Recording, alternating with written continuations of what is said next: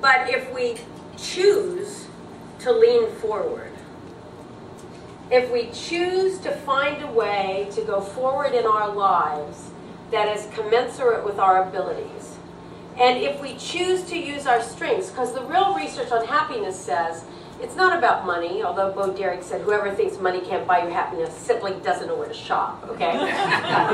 You will spend a lot of money if you go into the store. So I only buy at the big sales, okay? What was I saying? I forget now. What was I saying? Oh yeah, support groups.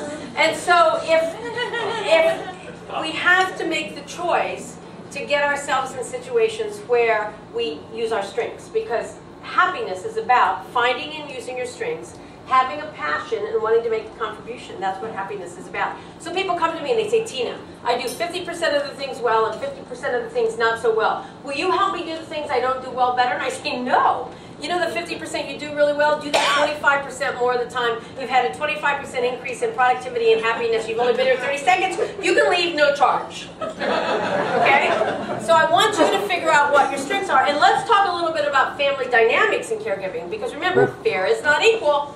So in family dynamics, everybody has fights and everybody thinks it should be equal and blah, blah, blah. The reality is you have to take that same model, and what you have to do is look at your family and say, what are their strengths? What's his strength? What's her strength? His strength, her strength. And as the leader of the team in that situation, you put together a team where people can do that which they're best at, because the studies tell us that that which we're best at is usually what we like to do. So it makes sense to take a look at it that way. And why do we want to do it that way? Because we want it to work.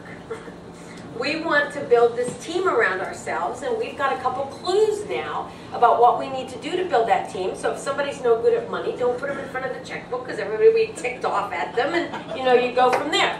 So you come to these support groups then, and what's important to me at these support groups, that we don't do what I call the oh you poor thing form of therapy, where we all talk about what's wrong in our lives. It doesn't mean that we deny what's going on in our lives, but it is important to be solution-based, not problem-based. And that's the research. To be solution-based. And my line is that when you're solution-based, the problems will take care of themselves.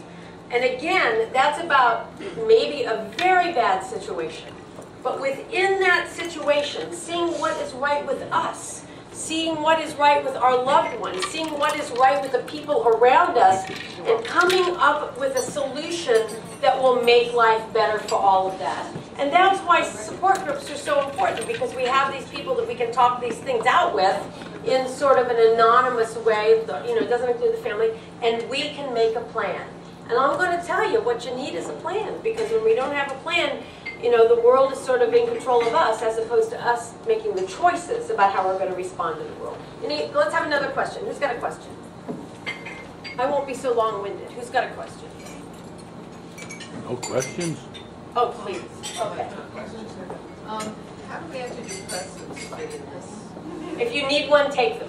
I mean, you talk to your psychiatrist or your doctor. I mean, people get depressed. I mean, it's a reality, and it's a biological illness, and there's no such thing as mental illness, by the way.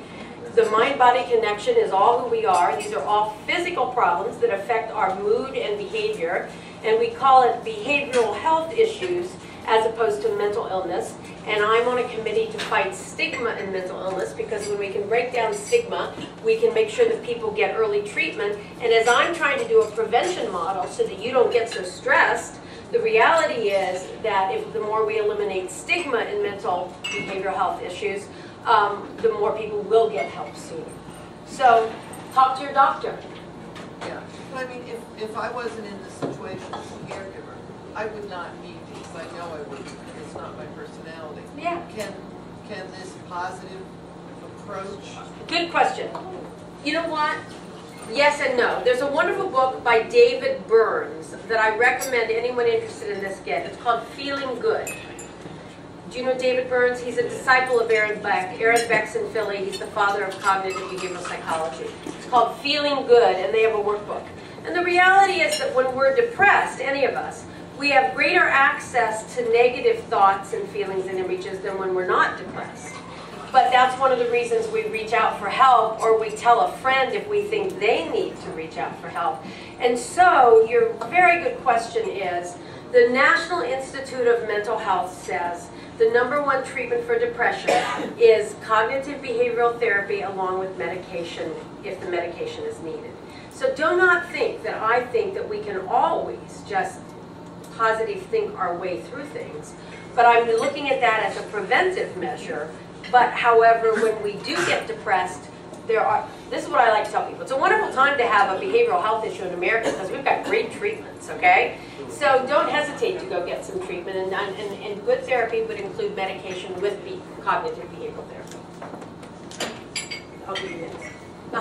Yeah. I think what, I was caregiving for my wife.